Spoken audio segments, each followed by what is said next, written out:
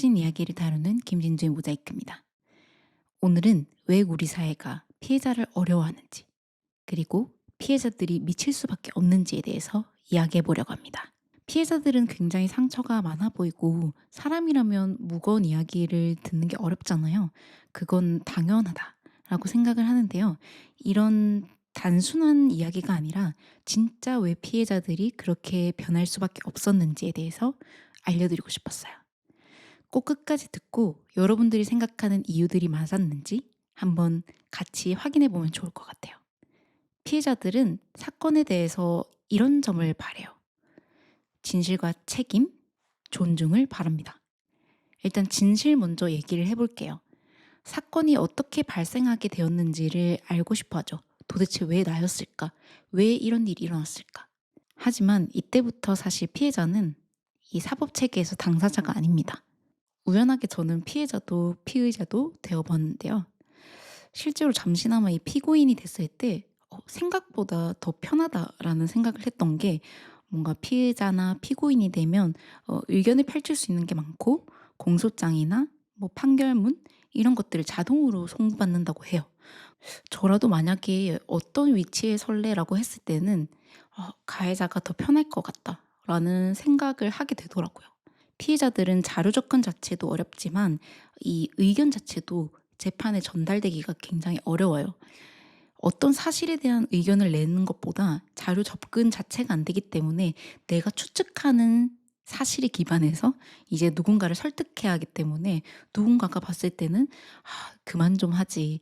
약간 소설 쓰는 사람처럼 보이고 약간 미친 사람처럼 보이기도 하는 거죠.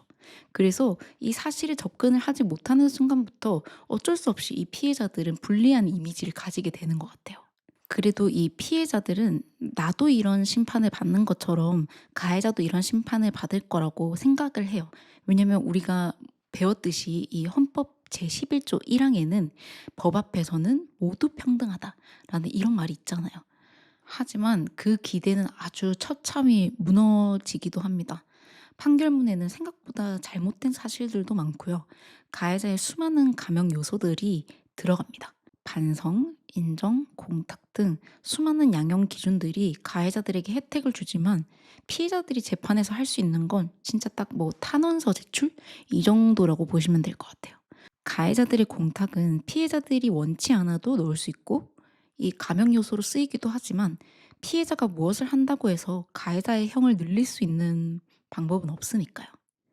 실제로 가해자들은 장기기증 서약서나 독후감, 뭐 반성문 이런 것들을 내는 사례들이 실제로 있습니다. 이것이 감형 요소에 영향을 주지는 않더라도 이 문서를 받아주는 재판부가 있다는 것만으로도 피해자는 피가 거꾸로 솟는 거죠. 그렇게 책임을 가볍게 지게 되는 가해자, 내일이 아니라는 사법기간 사이에 이 수많은 시간을 견뎌온 피해자만이 이 무거움을 견뎌내게 되는 거죠. 이런 과정이 끝나면 피해자들은 이제 진실도 책임과도 멀어지게 되는 거죠. 그러면 남은 게 뭐죠? 배상뿐이잖아요. 민사소송을 통해서 내 고통과는 전혀 맞지 않는 금액을 배상해 달라고 신청합니다. 이때 가장 많이 듣는 얘기가 돈 받으려고 한 거였네. 결국에는 이거였네. 라는 소리를 듣는 건데요. 이런 말을 하는 분들에게 꼭 얘기하고 싶은 건 나라가 진실도 책임도 남겨주지 않은 순간에 남은 것이 결국에는 금전적 보상뿐이라는 겁니다. 시작부터 돈을 원했던 게 아니라 시작부터 지금까지 돈밖에 배상받지 못하는 순간이 있다는 겁니다. 피해자에게는 어떤 것도 남겨주지 않고 피해자가 처음부터 돈을 바라고 이런 투쟁을 해왔다? 이렇게 얘기하는 것은 피해자의 입장에서 너무 가슴 아픈 말인 거죠. 피해자는 어디에서도 불편한 사람이 되어서는 안 된다는 강박도 있어요. 사법 체계에서 피해자는 이미 당사자가 아니기 때문에 수사관, 검사, 판사의 기분을 상하게 하면 안 된다라는 그런 강박이 있어요. 왜냐하면 이미 당사자가 아닌데 이분들의 심기를 건드리면 제게 어떤 일이 있을지, 어떤 손해를 감당해야 될지 불안하니까요. 물론 피해자를 대하는 사람들도 조심스럽겠지만 꼭 얘기 드리고 싶은 건 피해자가 원하는 건 사회복지사가 아니라는 겁니다. 그저 제 할 일을 하는 사람들을 원한다는 것입니다.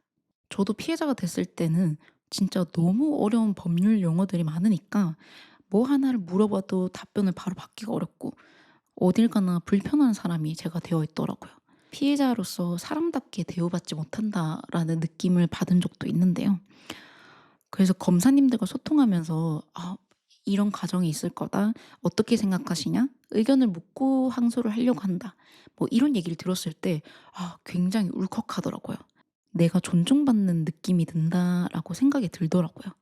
근데 그게 또 웃긴 게 사람답게 대해 준다는 게 어떻게 보면 당연한 건데 이거에 대해서 기뻐하고 있다는 것조차가 너무 슬프더라고요. 피해자분들과 가까이 있는 분들이 질문을 하곤 해요. 자신들도 피해자분들과 너무 소통하고 싶은데 어떻게 해야 될지 모르겠고 혹시나 그분들의 PTSD를 건드리면 어떡하냐? 우리가 어떻게 다가가야 하냐? 이런 질문들을 굉장히 많이 하시는데 저는 그때 그렇게 말해요.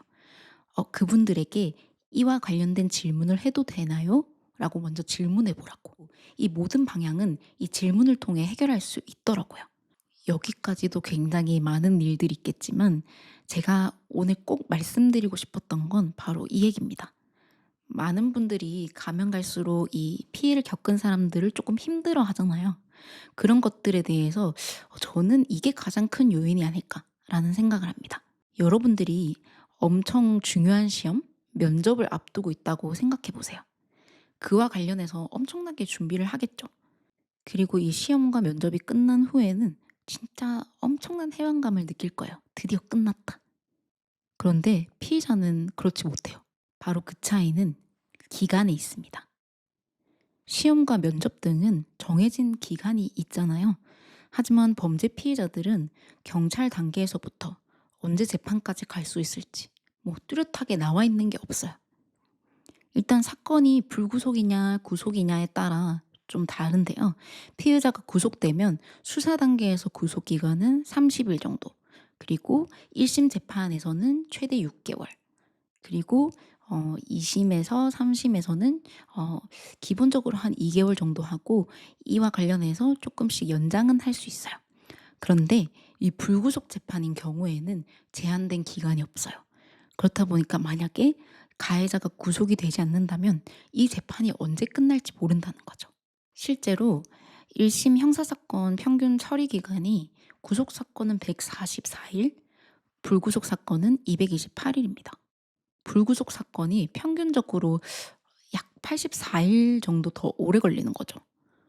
제 사건을 토대로 이야기해 드리자면 부산 돌려차기 사건은 사건 발생일 2022년 5월 22일부터 2023년 9월 21일까지 이 대법원 선고까지가 총 487일이 걸렸어요.